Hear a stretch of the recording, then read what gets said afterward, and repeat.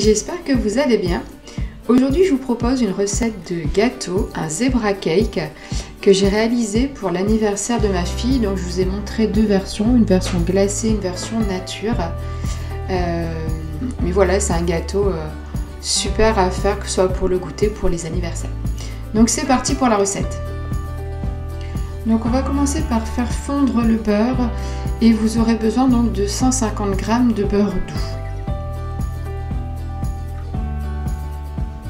Donc on le fait fondre une petite minute au micro-ondes et ensuite on va le laisser tiédir. Pendant ce temps, on va préparer le reste des ingrédients donc dans le bol d'un batteur. Et là il vous faut vraiment un batteur, donc soit robot soit à main, mais sans batteur ça va être très compliqué. Donc vous allez déjà y mettre 6 œufs entiers,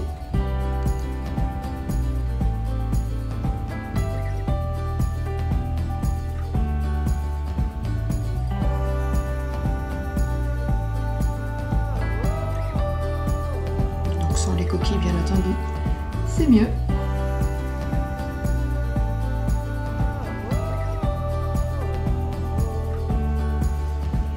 Et ensuite on va venir y ajouter le sucre et la vanille. Donc soit vous avez de la vanille liquide et dans ce cas là vous y mettez une cuillère de vanille liquide et 250 g de sucre. Moi je n'avais pas de vanille liquide, donc j'ai mis l'équivalent de 3 sachets de sucre vanillé et j'ai complété avec mon sucre jusqu'à arriver à 250 g de sucre en tout.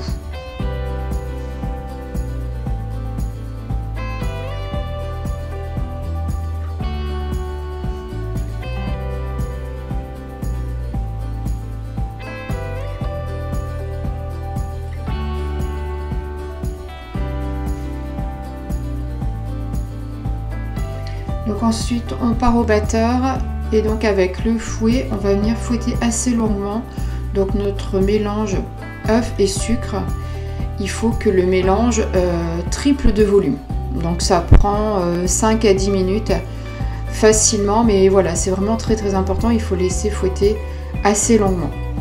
Donc là c'est déjà pas mal, mais on va encore laisser fouetter, voilà, jusqu'à obtenir un mélange très mousseux, très aérien et vraiment qui a vraiment de triplé de volume. Une fois que vous en êtes là, on va baisser un petit peu la vitesse du fouet et on va venir y ajouter donc notre beurre fondu.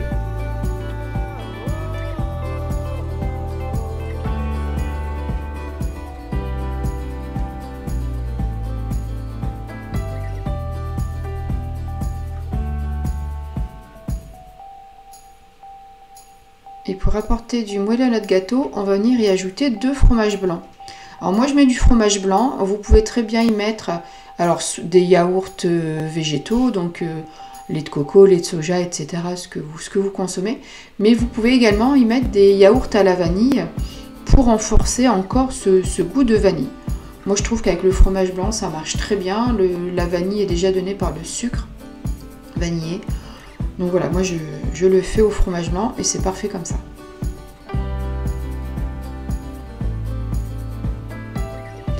Donc on continue à fouetter le temps que tout s'incorpore bien. Ensuite on va prendre donc notre mélange œuf, sucre, beurre, fromage blanc et on va venir y ajouter 300 g de farine que je mélange avec ma levure chimique. Mais toutes les pesées seront comme d'habitude en descriptif de la vidéo, ne vous inquiétez pas. Donc on met notre farine.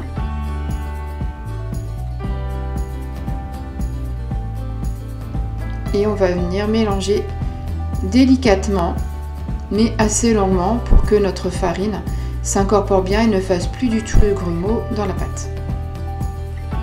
Une fois que vous obtenez une pâte bien lisse, on va venir la séparer en deux. Donc soit vous pesez, soit vous faites à l'œil, moi je le fais à l'œil. Et dans une moitié, on va venir ajouter notre cacao. Donc vraiment du cacao non sucré. Il y a déjà assez de sucre dans la préparation, donc on met du cacao non sucré. Et on mélange pour que tout soit bien homogène. Une fois que vos deux pâtes sont prêtes, on va venir prendre un moule que j'ai beurré et fariné. Et là, on va faire le montage de notre zebra cake. Donc c'est assez simple à faire. On va prendre nos 2 pâtes et on va venir mettre en alternance sur le milieu de notre moule, à chaque fois 1 à 2 cuillères de pâte. Pour la première fois, j'en mets 2, mais après je vais rester sur 1 cuillère à chaque fois. Et donc on vient mettre les pâtes les unes au-dessus des autres, mais toujours sur le milieu de notre moule.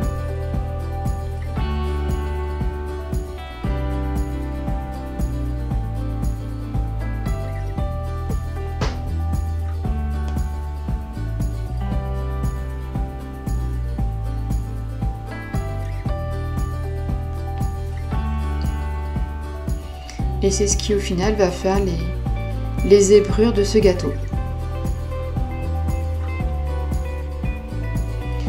Voilà, donc une fois que c'est fini, on va venir l'enfourner pendant une 50aine de minutes à 180 degrés. Ce jour-là, je veux glacer mon gâteau, donc je veux qu'il reste assez plat sur le dessus. Donc je vais venir y mettre une feuille de papier sulfurisé et une plaque pour qu'il gonfle vraiment tout droit. Et donc voilà, à la sortie du four, un gâteau bien doré.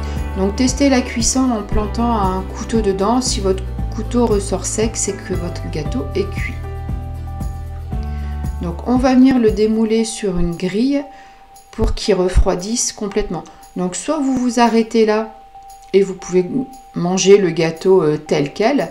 Il est très très bon. Moi c'est un gâteau que je fais régulièrement et en général on le mange vraiment tel quel. Je ne fais pas de glaçage. Mais comme là, je vais le faire pour un anniversaire, donc on va faire les glaçages. Donc je vais le laisser refroidir. Et en fait, là, le gâteau, je l'avais fait le samedi et j'ai fait le glaçage le dimanche matin. Donc pour le glaçage, on va venir faire fondre 200 g de chocolat. Moi, j'ai fait moitié chocolat au lait, moitié chocolat noir.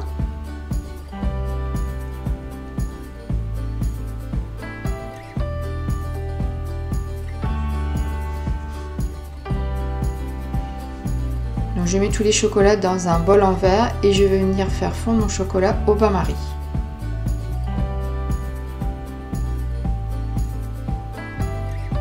On prend le temps de bien faire fondre notre chocolat, pas trop vite pour pas que ça brûle. Voilà, ça prend 5 à 10 minutes, mais ça se fait assez bien. Donc on mélange pour qu'il n'y ait plus de petits morceaux de chocolat. Ensuite, on va venir y ajouter de l'huile neutre. C'est ce qui va donner tout le brillant à votre glaçage. On mélange pour que ce soit bien homogène. Et pour terminer le glaçage rocher, on va venir y ajouter alors soit du pralin que j'ai acheté déjà tout prêt en supermarché, soit vous prenez des noisettes ou des amandes que vous allez venir concasser assez finement. Donc au final, moi je mets 100 g de pralin. J'en avais mis une première partie, mais je trouve que c'est pas suffisant. Donc je vais rajouter le reste et donc le sachet faisait 100 g. On mélange et on va laisser refroidir, enfin tiédir 5 minutes le glaçage avant de le mettre sur le gâteau. Voilà, et donc vous reprenez votre gâteau bien froid, vous allez le mettre sur une grille avec une feuille de papier en dessous ou une plaque et vous allez venir verser votre glaçage sur le gâteau. Là c'est vraiment l'instant gourmandise.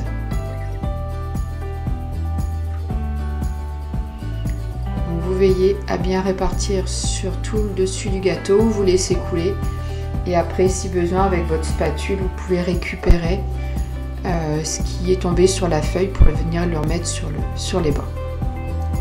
On va venir étaler un petit peu le dessus pour enlever le surplus de glaçage. Et donc après on va vraiment venir faire les finitions sur les côtés. Et on va laisser donc le glaçage à température ambiante pendant une bonne heure. Mais vous pouvez également le mettre au frigo pour qu'il fige un peu plus rapidement.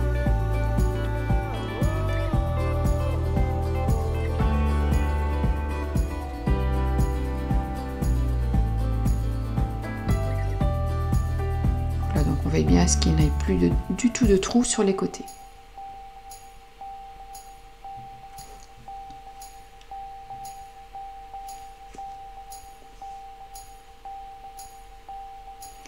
Et donc voilà pour ce zebra cake au glaçage rocher.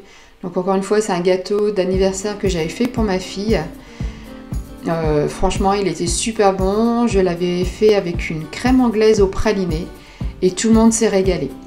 Écoutez, j'espère que cette recette gourmande vous a plu. Dites-moi en commentaire ce que vous en pensez. Et puis nous on se retrouve très bientôt. Au revoir.